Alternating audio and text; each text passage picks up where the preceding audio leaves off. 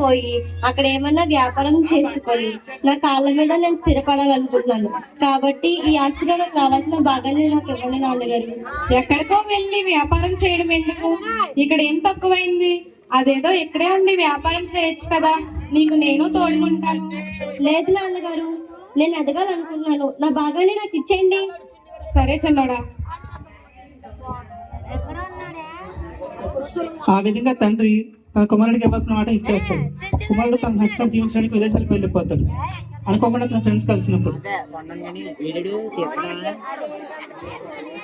Oppo చిన్ని గడిది mobile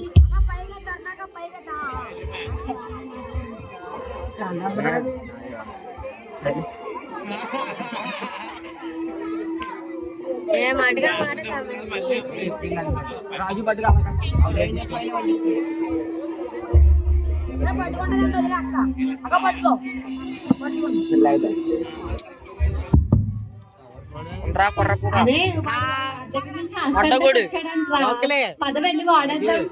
అరే మనకి ఇస్తాడంటావా? నేను ఉన్నాను కదరా, పద వెళ్ళి మాట్లాడదాం. పద వెళ్ళి తాగుదాం. అరే ఏంట్రా పట్టించుకోవడమే మానేసావు, మాట్లాడడమే లేదా? గుర్తున్నామా లేదా? అరే నిన్ను చూసి ఎన్ని రోజులు అవుతున్నా, ఎలా ఉన్నావురా? మిమ్మల్ని ఎలా మర్చిపోతుంది రా, మీరు నా దోస్తులు రా. అరే పార్టీ పదండ్రా ఎంత ఆగేదాం.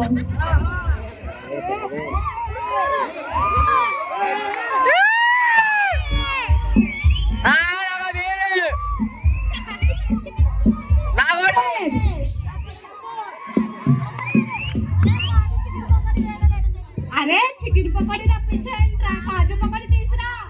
కాజు పకోడీనా వితిన్ 5 minutes ముందు ఉంటదిరా. అరే నాకు మటన్ బిర్యానీ కావాలరా. మటన్ బిర్యానీ వితిన్ 2 minutes ముందు ఉంటదిరా.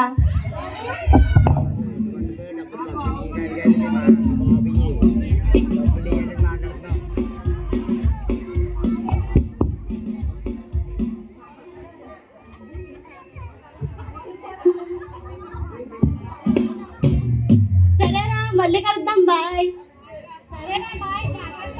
హలో హలో హాయ్ డార్లింగ్, ఏం చేస్తున్నావు? అసలు మనం కలవడమే మానేసావేంటి? అదేం లేదు బేబీ, కొంచెం బిజీగా ఉన్నా. ఇప్పుడు కలుద్దామా చెప్పు. సరే డార్లింగ్, వితిన్ 10 minutes లో నీ ముందుంటా. సరే కానీ నేను నిన్న గుండంకుల్ షాప్ లో, అదే లలిత జ్యువెలరీలో ఒక చిన్న డైమండ్ నెక్లెస్ చూసాను. నువ్వు వచ్చినప్పుడు నా కోసం తీసుకురా. ఎంతో కాదు, just 25 lakhs. Okay baby, within 10 minutes లో నీ ముందుంటాను అట్లీస్ట్. Okay darling. సరే బేబీ.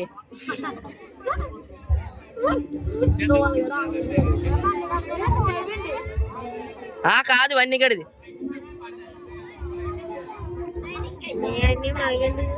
మీకు మాకెందుకమ్మా బాబే, తనలాగా ఫోన్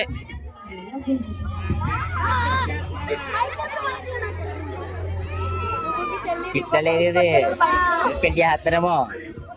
చాలా థ్యాంక్ యూ డార్లింగ్. వెళ్ళు.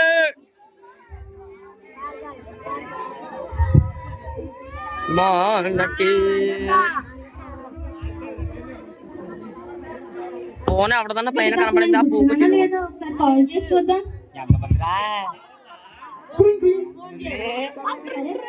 మళ్ళీ కలుద్దాం. ఏదైతే అయింది, నాకైతే డైమండ్ నెక్లెస్ వచ్చింది చాలు. Hello darling. హలో కన్నా, ఎందుకన్నా నన్ను పూర్తిగా మర్చిపోయావు కదూ? నిన్నెలా మర్చిపోతాను డార్లింగ్, నువ్వు నా ప్రాణం. ఇప్పుడు రమ్మంటావా చెప్పు. ఓకే కన్నా, కానీ కన్నా నాగార్జున గారు యాడ్ ఇస్తారు కదా, అదే అదే కళ్యాణ్ జ్యువెలరీస్, అందులో ఒక చిన్న వడ్డానం చూసాను కన్నా. అది నాకు చాలా బాగుంది కన్నా. నీ చేత్తో పెడితే ఇంకా బాగుంటుంది కన్నా. అంతే కదా బేబీ, వితిన్ 5 minutes లో నీ ముందుంటా వడ్డానంతో. ఓకే కన్నా.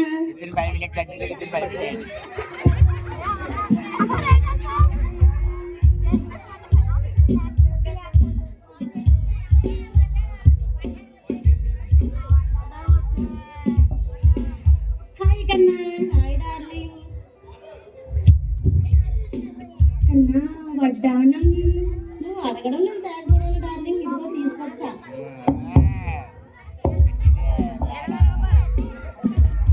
ఊరికే బ్యాట్లు వచ్చింది అది చాలా బాగుంది భలే ఉంటది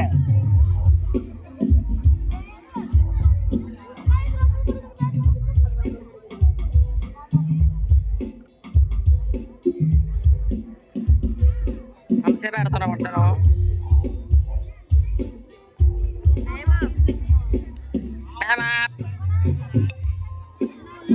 5 నిమిషాలు చేస్తే పడుకున్నా 2 నిమిషాలు చేస్తే బయట వచ్చింది సరే డార్లింగ్. అది అవుతారే తీస్తారు సరే కానీ నాకు టైం అవుతుంది, ఇంట్లో తిడతారు. సరే డార్లింగ్ బాయ్. అమ్మా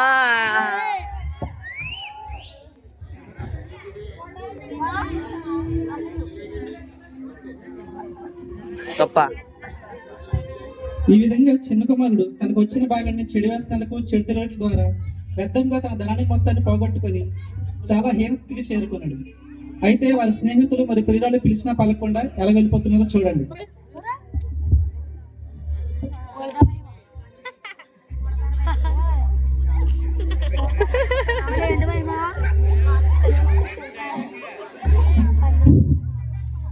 మొన్న చూడండి అలా కొట్టాలి తెలుసా ఫోన్ తీరిపోతావు గొట్లకి బాగలేదండి మన చెల్లి రెస్టారెంట్ సాల్ట్ రెస్టారెంట్ వచ్చారు అరే సన్నీ బన్నీ బండి పోనే బండి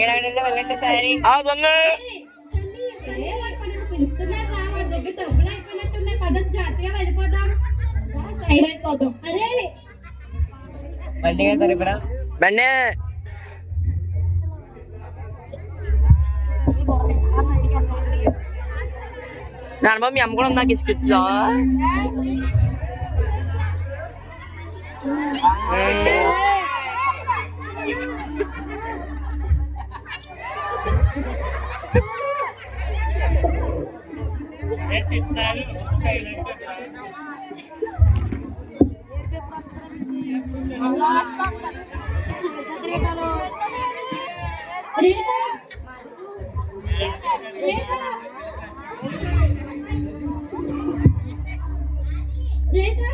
రేటా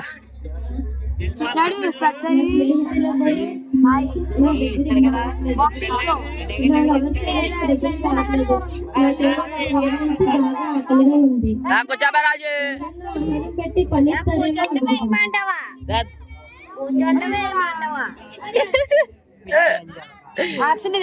స్పెట్స్ ఉన్నాయి ఎవరికి ఉన్నాయి ఎవరితో ఉంది నా స్పెట్స్ నా దగ్గర ఉన్నాయి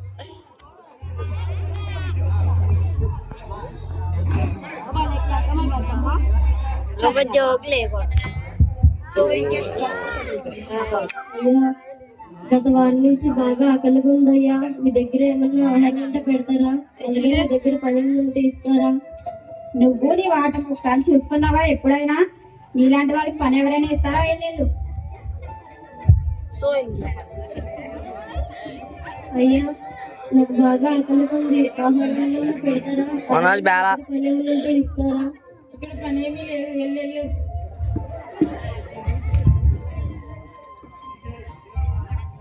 అయ్యా నాకు బాగా ఆకలిగా ఉంది, ఆహారం ఏమన్నా పెడతారా? అలాగే మీ దగ్గర పని ఏమన్నా ఇస్తారా? పని చేసుకునే పని ఉంది, ఏ పనైనా చేస్తానయ్యా. సరే ముందు పని చూడు, తర్వాత ఆహారం పెడతారు. సరేనయ్యా.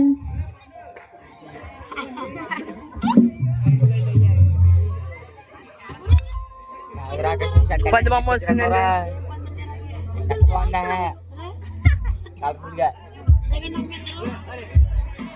పందులు వచ్చినాయండి పందులు జోన్ చేద్దాం ఈ పందులకి ఎట్టిదిగా నేనే తింటే నా కడుపు నిండుతుంది కదా. అబ్బే ఇందా చిక్కడే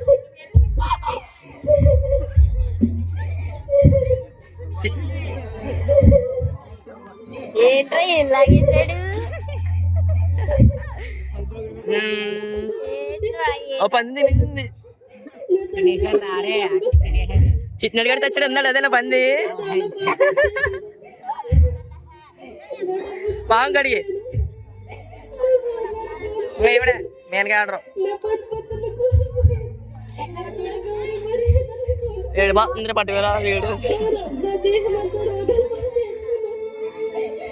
నా శరీరం అంతా గాయాలు బలపరుచుకున్నాను. నా తండ్రి దగ్గర ఉంటే మంచి పక్ష పర్వంలో తినేవాడిని. నచ్చినప్పుడు ఉండేవాడిని. నా తండ్రి దగ్గర 10 మంది ఎందుకు పట్టుకి జీవిస్తున్నాను. కనీసం పనివాడిని చేర్చుకోమని అనుకుంటాను.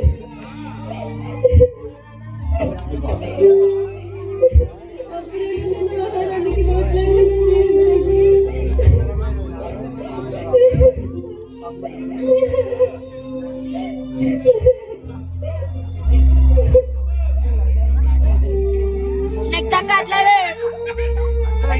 అవును పైకి ఎత్తారు ఫోన్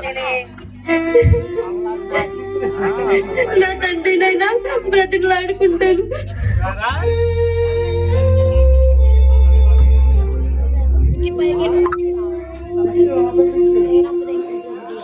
అయ్యే బాబు నా కుమారుడు ఎక్కడున్నాడో, అసలు ఏమైనా తిన్నాడో లేదో, ఏం చేస్తున్నాడో, అక్కడ ఎవరో వస్తున్నారు. నా కుమారుడే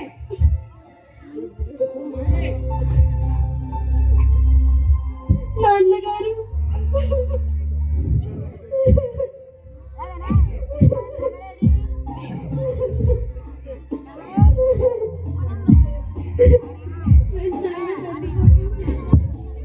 నేను చాలా తప్పు చేశాను. నేను చాలా పెద్ద పాపం చేశాను. నా డబ్బును కోల్పోయాను, నా హోదాను కోల్పోయాను, నా పరపతులను కోల్పోయాను, బండి గడిది నా దేహం అంతా రోగంతో చేసుకున్నాను. నా శరీరం అంతా గాయాలు చేసుకున్నాను. నువ్వు కొనేసుకుంటావా కనీసం మరి అలాగంటే మరి కదలకో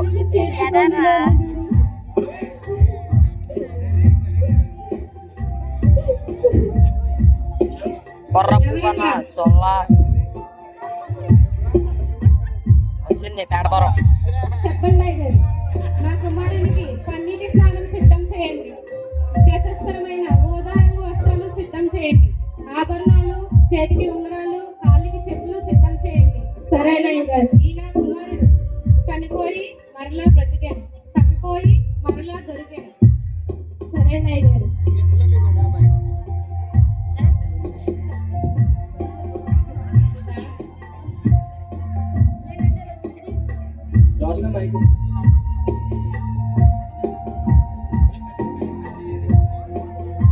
ఫోన్ రావు మీకు ఇక్కడ అందుకని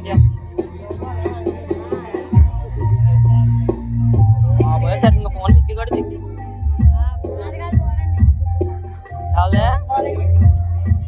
చెప్పండి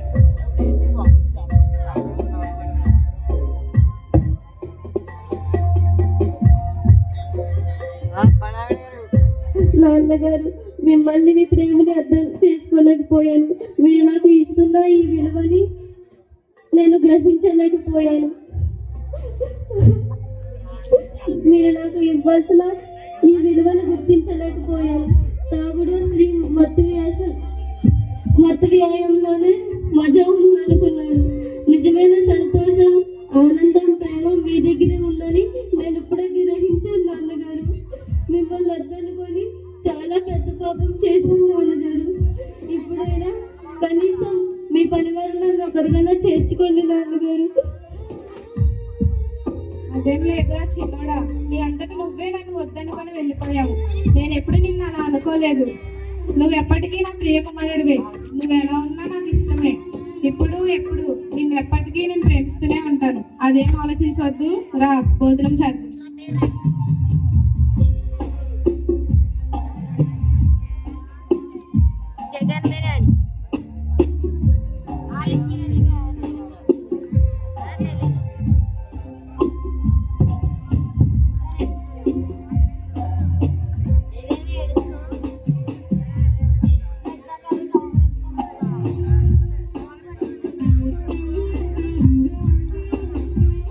Jangan, jangan, jangan, jangan, jangan, jangan, Ajay గారు.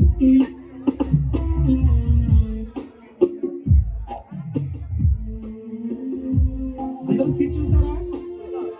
అందరూ స్కిట్ చూసారా లేదా? నచ్చిందా స్కిట్? అలాగే ప్రియ దేవుని నీకు ఆహ్లాదకరంగా నచ్చింది. చూసారు కదా, ఒక తండ్రి తన కుమారుడి కోసం ఎంతగా పరితపిస్తున్నాడు. అదే విధంగా మన దేవుడి యేసు ప్రభువు మన కోసం కూడా పరితపిస్తున్నాడు. మనము పాపముల చేతను అపరాధముల చేతను చచ్చిన వారం కొన్నప్పుడు దేవుడు మనలను బ్రతికించడం కోసం ఆయన భూమి మీద పుట్టాడు, మానవునిగా అవతరించాడు. ఆయన భూమి మీద పుట్టడమే కాకుండా మన పాపముల కోసం శిలువలో మరణించాడు, మన పాపములను ప్రాయశ్చిత్తం చేశాడు. తిరిగి లేచి మనందరినీ పరలోకంలో చూడాలని ఆశపడుతున్నాడు. కాబట్టి ప్రియ దేవుని సంగమా, ఒకసారి బైబిల్ ఉన్న ప్రతి ఒక్కరు కూడా 2వ కొరింథీ 3వ చదవండి ఒకసారి. ఇదిగో ఇప్పుడే మిక్కిలి అనుకూలమైన సమయము, ఇదిగో ఇదే రక్షణ దినము. చూసారు కదా, బైబిల్ ఏమని సెలవిస్తుంది? ఇదే మిక్కిలి అనుకూల సమయము, ఇదే నీ రక్షణ దినము. ఎందుకంటే దేవుని రాకడ మన ప్రాణం పోకడ తెలియదు కాబట్టి త్వరగా మారు మనసు పొందాలి, దీపం ఉండగానే ఇల్లు చక్క పెట్టుకోవాలి. అలాగే ఈ దేహంలో ప్రాణం ఉండగానే మారు మనసు పొందాలి. ఒకసారి అపోస్తల కార్యంలో 17:30-31 చూడండి. ఆ అజ్ఞాన కాలంలో దేవుడు చూచి చూడనట్టుగా ఉండను. ఇప్పుడైతే అంతటను అందరినూ మారు మనసు పొందగలని మనుషులకు ఆజ్ఞాపించున్నాడు. ఎందుకంటే తాను నియమించిన మనుషుల చేత నీతిని అనుసరించి భూలోకం ఒక తీర్పు నిర్ణయించి ఉన్నాడు. మృదుల నుండి ఆయన లేపినందున దీని నమ్మటకు అందరికీ ఆధారం కలుగజేసి ఉన్నాడు. చూసారు కదా, ఏమని సెలవిస్తుంది? ఆ కాలం నుండి అయితే అజ్ఞానం ఉన్న కాలం కాబట్టి దేవుడు చూసి చూడనట్టుకున్నాడు, కానీ ఇప్పుడు మాత్రం ఖచ్చితంగా అందరూ మారు మనసు పొందాలని ఆజ్ఞాపిస్తున్నాడు. పుట్టాడని చెప్పేసి క్రిస్మస్ జరుపుకుంటున్నాం. ఆయన మనందరి కోసం ఎందుకు పుట్టాడో గ్రహించుకొని అది మనం తెలుసుకోవాలి. ఆయన మనందరికీ మళ్ళీ వచ్చి తీర్పు తీర్చడానికి రాబోతున్నాడు. కాబట్టి దేవుడు పుట్టాలని సంబరాలు చేసుకోవడమే కాకుండా ఎందుకు పుట్టాడో గ్రహించుకొని మన పాపాలు ఒప్పుకొని పశ్చాత్తాపడదాం, మారు మనసు పొందుకుందాం. దయచేసి గ్రహించండి, ఈ స్కిట్ ముఖ్య ఉద్దేశం ఏంటంటే అందరూ మారు మనసు పొందుకొని నిజమైన క్రిస్మస్ ఆనందాన్ని అనుభవించాలని, మరణం తర్వాత పర్లోక రాజ్యంలో ప్రతి ఒక్కరూ చేర్చబడాలి. సమస్త విషయం దేవునికి ఆమేన్. అందరికీ క్రిస్మస్